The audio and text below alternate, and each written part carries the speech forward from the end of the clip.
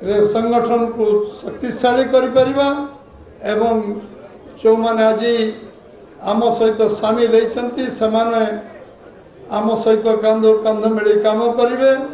जो मैंने पुरातन कार्यकर्ता नेतृमंडल अच्छा से भी सांगे मिसी काम करेंगे। ओडिशा रे गोटे विचित्र सरकार चलती।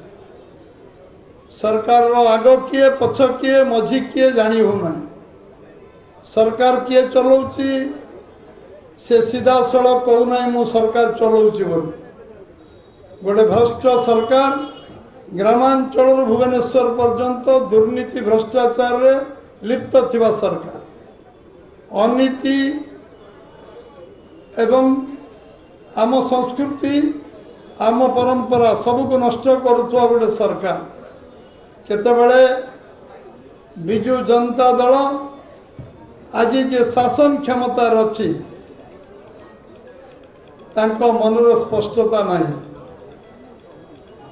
केंद्र यशस्वी प्रधानमंत्री नरेंद्र भाई मोदी 18,83,000 कोटी 9 वर्ष देले से टंकार हिसाब आम दल 3-4 मास मागी चलती।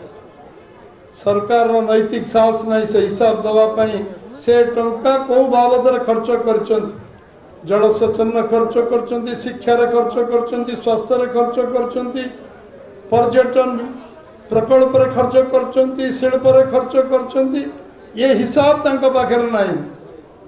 आज आम ओडिशा लक्ष लक्ष युवक आज दादन काम कर खटिया को जाऊँ।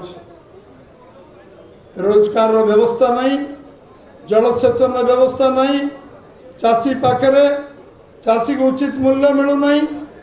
चाषी ना पठेवा को केंद्र कृषक सम्मान योजना रे जहाँ मोदी टंका दौरान से टंका पाइबा जो हकदार तांका ना को पठा जाऊनी दिल्ली।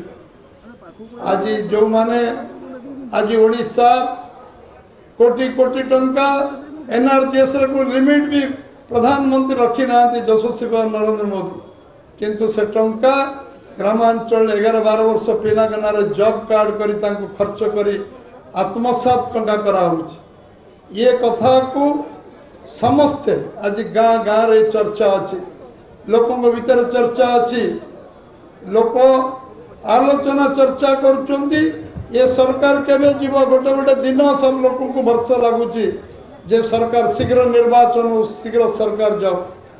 ये कार्य आमे समस्ते जो माने सामिल होती आमे समस्ते संकल्प नहीं फेरिबा। ये सरकार ओडिशा रे बीजेपी रा सरकार गठन हो।